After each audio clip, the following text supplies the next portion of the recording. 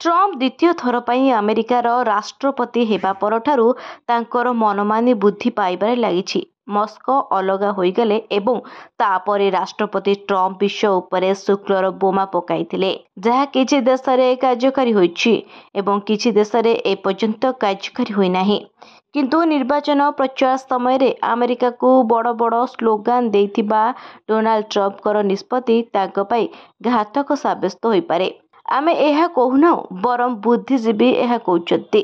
धीरे धीरे अर्थनीतिर सुवर्ण सुजोग आनिथिबा ट्रम्प अमेरिका पाई खलनायक होई जाइछन्ति। एक हम द्वितीय नास्ति न भूतन भविष्यति। एही उक्तिटी वर्तमान ट्रम्प को मनोभाव को मेल खाउछि।